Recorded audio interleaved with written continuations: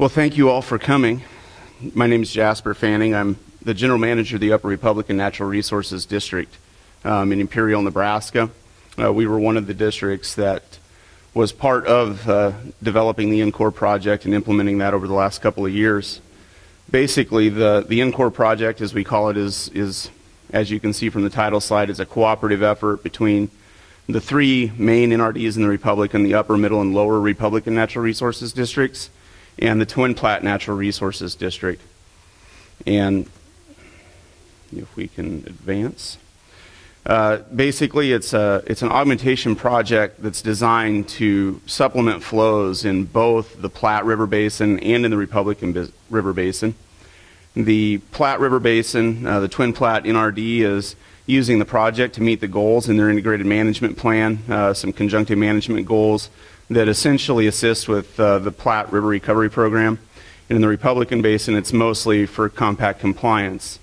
If you look at the location of the project, which is in southern Lincoln County, there where that star is at, roughly about 20 miles southwest of North Platte, Prudential in the early 80s developed about 16,000 acres altogether that the owner we purchased the property from. Was located just north of the headwaters of Medicine Creek. You can see the basin boundary there. The yellow is the Republican Basin. The white would be the Platte River Basin. We bought roughly 15 irrigation wells, and about 5 of those irrigation wells lie in the Platte Drainage Basin, and about 110 of them lie in the Republican River Basin. So it's kind of nice to say that someday water from the Republican watershed will be helping right the ship in the Platte, or at least that's what I like to say when the Twin Platte's not around to give me a hard time the other way. So you see the outline in red there. That's the farm property that we bought. Again, 115 irrigated pivots, a large chunk of it in one contiguous block. That was the Prudential development that occurred in the early 80s. Here you see kind of the schematic of the layout of the well field.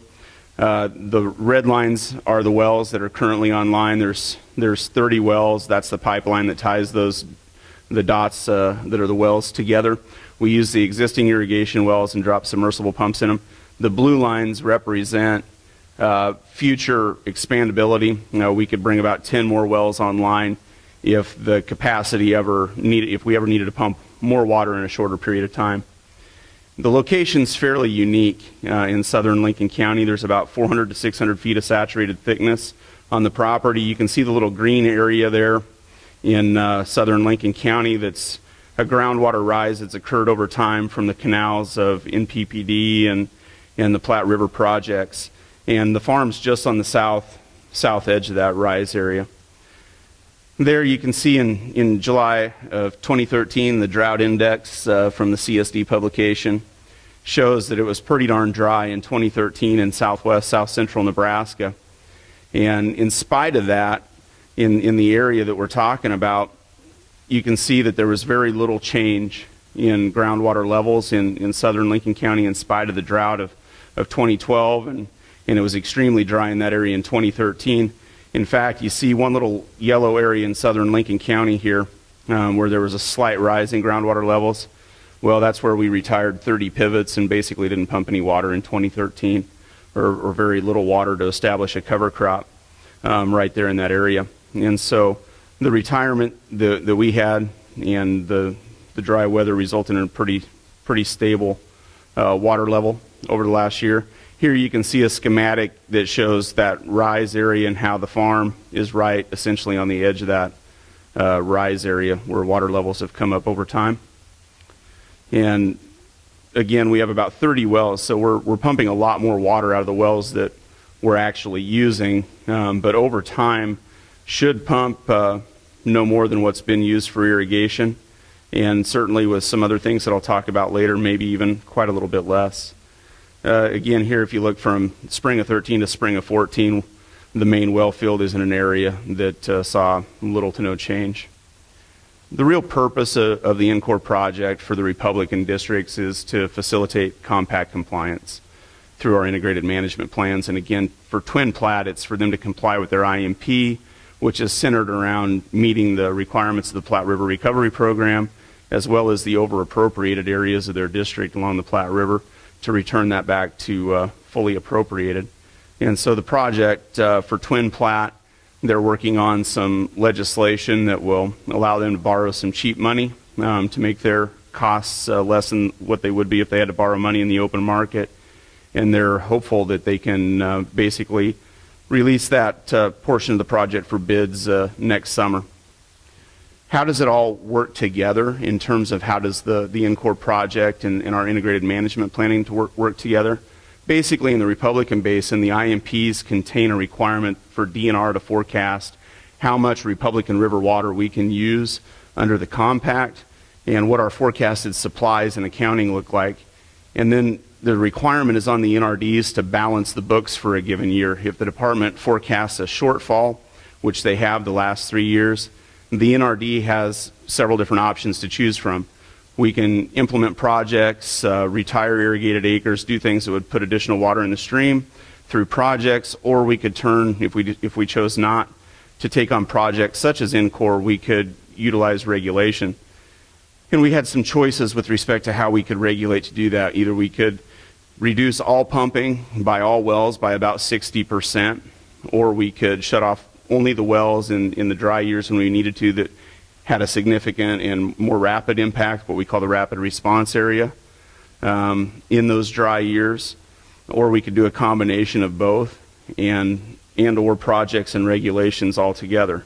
And we'll talk a little bit more about how that worked out, but sustainably managing the compact allocation is all about adaptive management for the long term, where we ratchet back pumping to offset any lag effects, deal with local issues such as groundwater declines, and then we monitor the compact accounting through the forecast mechanism in the IMPs.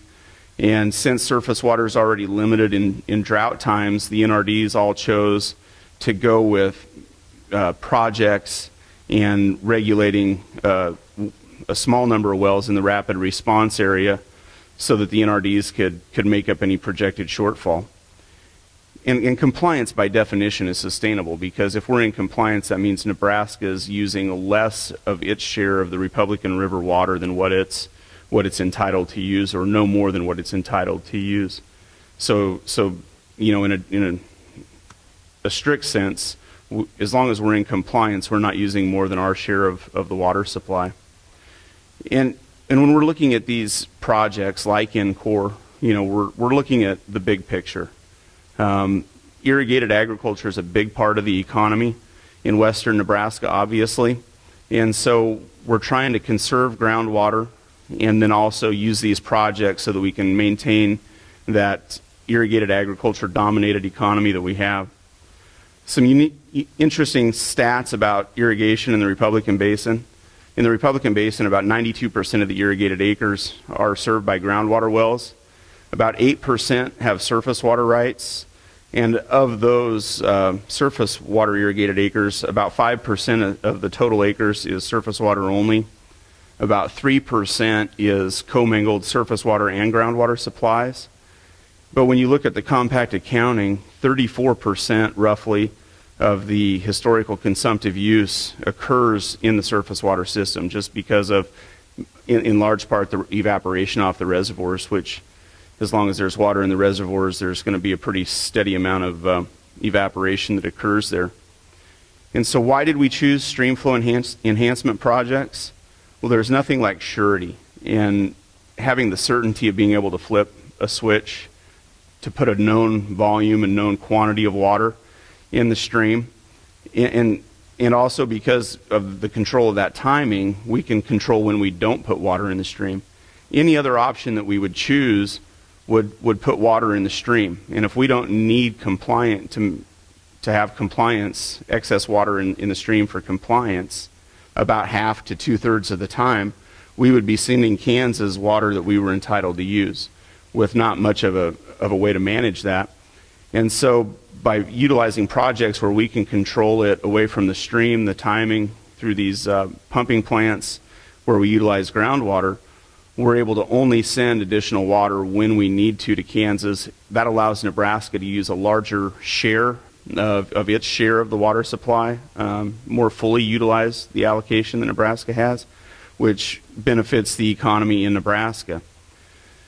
But these projects don't preclude the need to manage groundwater, and I want to emphasize that. In fact, even after we implemented the INCOR project, all three of the NRDs in the Republican Basin that are part of the INCOR project actually tightened its rules and regulations with respect to how much groundwater could be pumped in those NRDs. Here on this slide, you can see that there's about 22,000 acres in our district and 37,000 or so in the Middle Republican and about 46,000 acres in that rapid response area. And those are the wells that are right next to the river that have a pretty high and immediate impact on stream flow. And those are the wells that make the most sense to regulate. Now, we chose that option because it had the least economic impact on the area if we had to do that.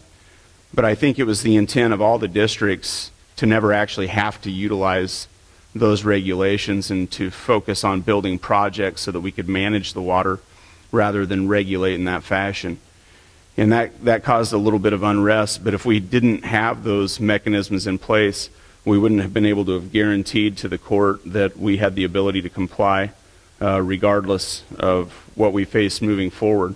And so I think that was a big piece of the IMPs that ultimately in the court helped us be successful against Kansas's litigation.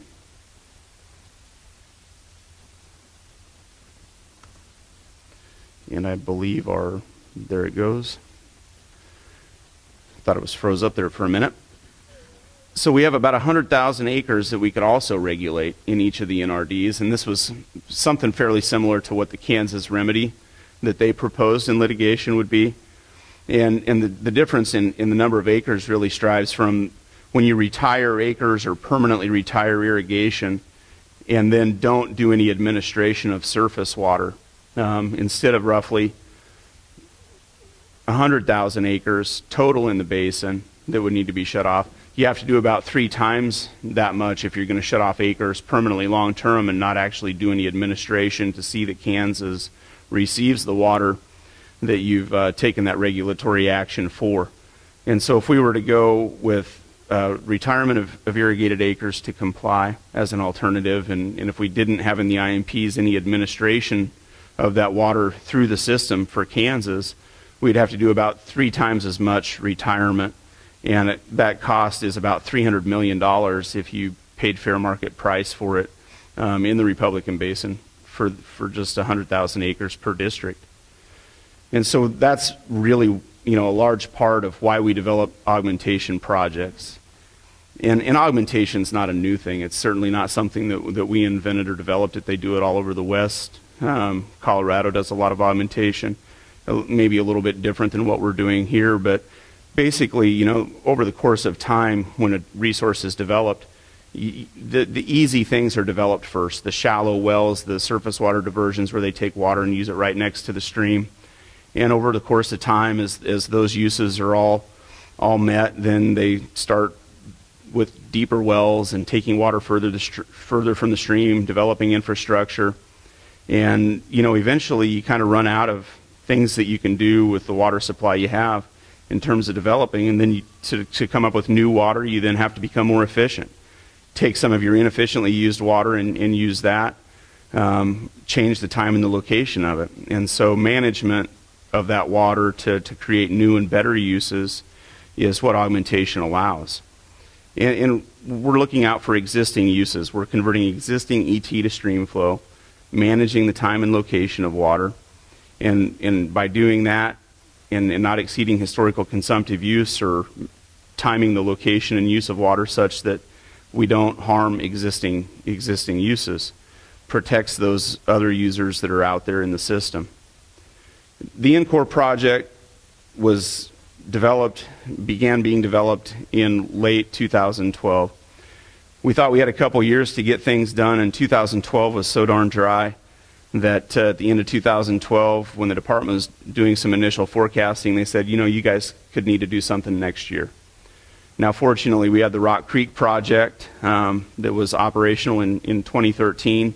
We had some litigation that was filed that slowed up the financing of the project, and so it wasn't able to be brought online in late 2013, but it was early 2014 when we were finally able to bring it online. But things moved pretty fast because the land was for sale. There were other offers being made trying to parse up the property. And so we stepped in fairly quickly. About a week after we knew that it was on the market, we had already made an offer and ultimately ended up getting it under contract. When you walk into a bank in Imperial, Nebraska and say, I need $83 million and I need it by Friday, you get a pretty blank look from a 30-something-year-old ag lender. But fortunately, we had a lot of good people working on it, and they all made it happen. But the concept wasn't new. We had already studied the concept, and this slide illustrates about 8 locations that we looked at back in 06 and 07, where we were looking at potential augmentation sites. And we looked all over the place, and we looked at some places really close to Kansas, down here at the lower end of the basin, on site number 8. And what we really kind of found out, though, was, you can't go somewhere where the aquifer doesn't have a lot of water and won't yield a lot of water. Low capacity wells, that's going to require a lot of infrastructure, a larger footprint. So we needed to go to a place that had a lot of water and had a big block of contiguous irrigation or existing use to be able to retire. And so kind of what we figured out from that study was you better find the right piece of property, find one that's for sale in a location that works, and don't miss your opportunity to purchase it unless you want to have to go through a very complex and lengthy condemnation process to line up enough contiguous land with existing water uses to retire. And this project was probably the most optimal project for something of this size, and sort of fell into our lap at just the right time. There's about 20,000 acres on the property. About 16,000 of the acres were irrigated. As I mentioned before, about 115 center pivots.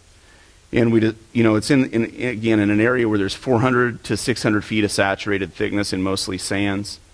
And we put that project together. Again, it was delayed from litigation, but we needed water to be running roughly by early to mid-March at the very latest, to be able to meet the quantities of water that we needed to for compact compliance last year. And as you can see here, we finally had a little bit of water coming out of the system at the end of February in 2014, so we just made it.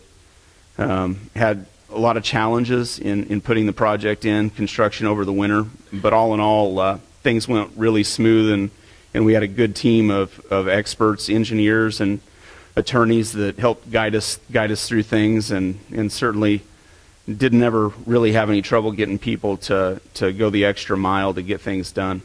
And so what we have now in the basin is, with our Rock Creek project and the Encore project, we could deliver as much as 80,000 acre feet of water in any given year through augmentation. Now, we shouldn't ever have to do that much, but we could. The cost between the two projects is $144 million. As you can see, the Encore project's a little bit more expensive. That's what happens when corn stays at $6 for a couple more years before you buy the land. All of a sudden it costs $1,000 or $2,000 an acre more than it would have otherwise.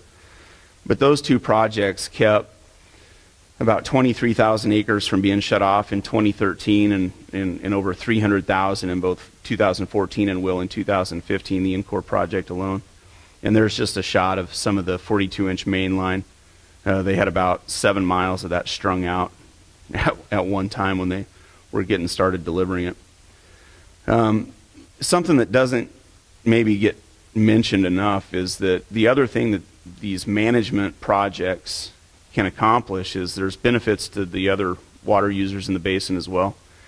If we went with regulation and shut off all the groundwater pumping near the stream or even away from it, in the first year in our district, it would have produced about 3,000 acre feet of water according to the groundwater model. And so for the state to be in compliance, the little bit of water that is available for surface water use would have to be regulated away even more than it has to be with these projects in shepherding it through. And so the amount of water that they were able to use or store in 2013 and 2014 would have basically been zero instead of what they had to make up for that lag of groundwater. And then that water would come in on the backside. So by utilizing these management projects, they're, just in and of themselves and the way that they operate, makes the surface water situation in the system better immediately as opposed to years down the road. And I think there's even ways that in the future that we can utilize these projects with their excess capacity to actually look at some conjunctive management opportunities that aren't necessarily aimed at compact compliance, more of just overall management of the system for the existing users. And those are certainly some things that we look forward to being able to look at and work on through the Bureau's conjunctive management study and a conjunctive management study that we had started with the department. And how did we make it all work? Well, it really starts with DNR and our involvement with them in developing integrated management plans. The forecasting methods that we had to have as a state to figure out how to comply, that tell us how much we need to do, the development of those, and all the litigation that we had been through really kind of settled on what our need was. And then there was the financing, which was no small task. The design of the project, like I said, we were first talking about this in September and October, and kind of getting the project or property acquired the first part of November. And I think the final paperwork was signed the 1st of December. And we wanted to have the project operational by September. So we had a 9-month window for design and construction. Now that seems like a tall task, but from the time we started till the time we completed, once we did get rolling, we could do it in actually less time than that. So, all in all, there were a lot of things that worked against us, but we were able to make it work. And if I had a crystal ball looking forward, we're waiting on a decision from the United States Supreme Court. And if they implement the special master's recommendation, instead of having 20,000 to 40,000 acre feet to make up, like we have the last 3 years, it's averaged 23,000 acre feet the last 3 years that we needed to make up in the forecast. That number will likely be something like an average of 7,000 acre feet if the special master's recommendation would be implemented by the court. And so I don't want to jinx that, but I think that puts us in a very good position moving forward. Should we get that late Christmas present, we'll have a need on an average basis, when we need to take any action at all, that's so much smaller than what we had to deal with the last 2 or 3 years, that we'll have about 4 to 5 times more capacity than what we would need moving forward. So the Republican Basin's in a very good position moving forward for compliance. And again, that what I would go back to is those projects then may be able to be used for conjunctive management purposes that aren't related to compact compliance as we move forward in time. And so that's pretty exciting. It might be 3 or 4 years before we can get some of those things in place, but we're certainly in a different place in the Republican Basin than we were even just a couple years ago. So with that, there's just going to be some clips that we had taken during construction that are going to play in the background while I field any questions that folks might have.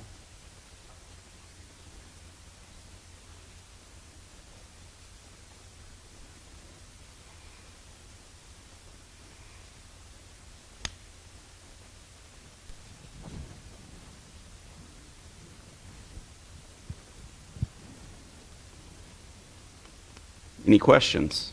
And agriculture, when it started 40 years ago? No.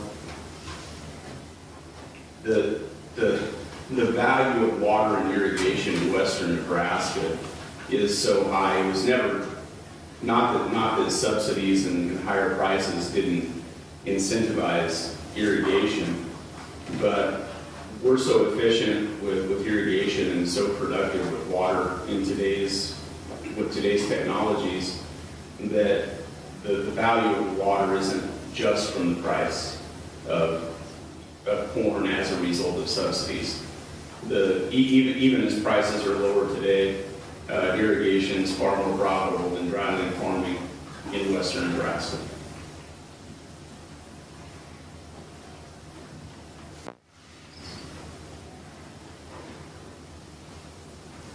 Jasper, did I understand you that you're going to reduce the allocations from 13, 12, and 9 to 5.9, 4.8, and 3.6 inches.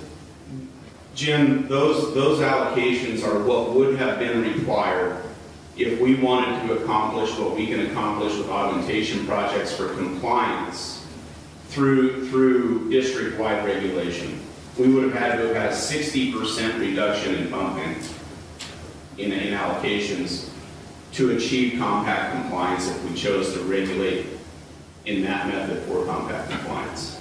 Are you considering reducing allocations still?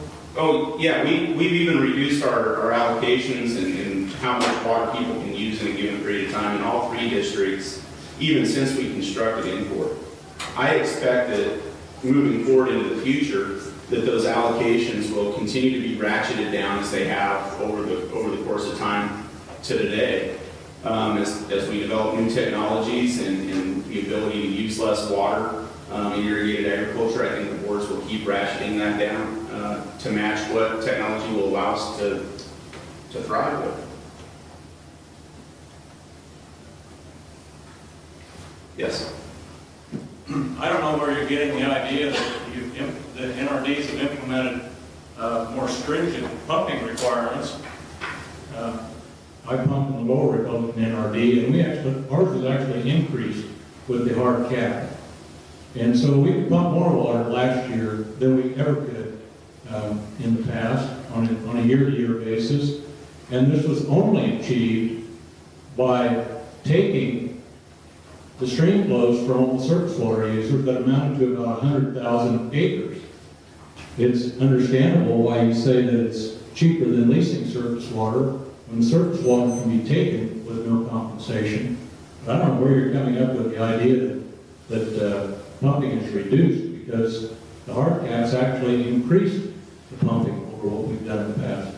Yeah, I suppose there are some individuals that when they're faced with a hard cap decide to use it if they're going to lose it. Most farmers are pretty conservative and in light of tighter allocations become more conservative. And I can't speak for the lower Republicans specifically as well as I can our district, but in our district we put for the first time ever a limitation on the 5-year average in terms of how much water they can even use of water they hadn't previously used their allocation. And those have a far larger effect on the overall use in our district than reducing our allocation 1 or 2 inches would have, because it impacts the water users in our district that are above average water users in the district, more so than it does the guys who don't use the full allocation anyway. And so we had a bigger impact on water usage by changing some of those rules and regulations than we would have by reducing our allocation an inch or 2. Are you going to comment on anything on the only way you can make import work is by taking all the surface water and bypassing those inflows past the historic water users? Well, the state is administering the same volume of water that we're putting into the river through to Kansas. So they're not, while there may be some timing issues and location issues, the volume of water that's administered and not allowed to be used by surface water users is approximately the same volume of water that these projects are putting into the river. So in net sum, there is no taking of surface water by these projects. If the taking is up front, though, if the water isn't available to surface water users until September, and all the source water that should have been available to be stored in the reservoirs for use in pumping in summer has gone downstream, you don't get any benefit, even though the same amount of water might be available. You've missed an irrigation season. But certainly we could operate the system more efficiently than it has been today. There would be opportunities that we've talked about before about if we had more time to store water in a surface water structure from these projects so they could be released on the front end. And I think those are the types of conjunctive management opportunities that I spoke of that I think as we move forward in time we'll be able to take advantage of and make things better in the basin for everyone than they have been over the last few years. Yes. in your slide, you said that currently the plat is not fully allocated. Because you're, under your benefits, you're saying that you're gonna fully allocate the plat surface waters, right? No, the plat basin has areas that are over appropriated, and they have responsibilities to return that over appropriated portion of the plat basin to a fully appropriated status. Because the groundwater mound that you guys are hoping to pull off of, is that water is derived from canals from Platte River diversions, right? That's a large part of that mound was created by the plat diversions and leakage from those canals, yes. Okay. Yeah.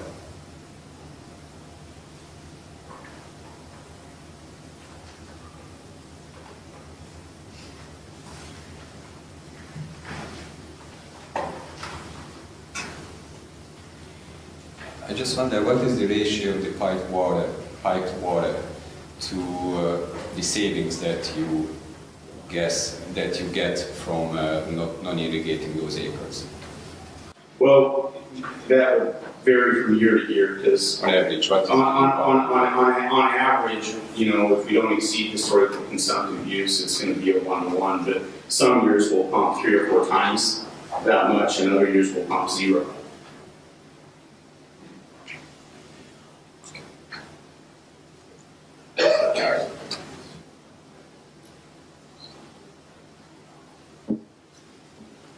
Can you address the funding of this? Is this funded only by counties and everything in the state?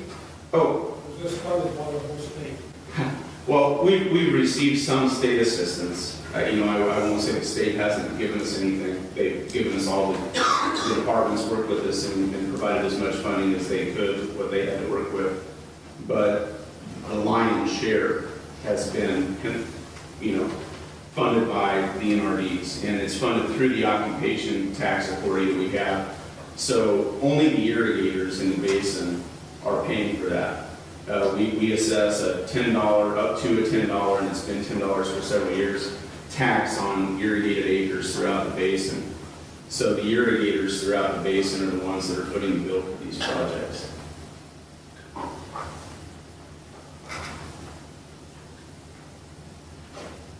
Any more questions for Jasper? Any further comment, Jasper? No, I think it's been a very successful project that's kept the state in compliance when we otherwise would have been able to the last years. And like I said before, I think the Republican Basin's in a much better place than it's been in recent history for certain. So, thank you. Let's thank Jasper for coming to speak with us.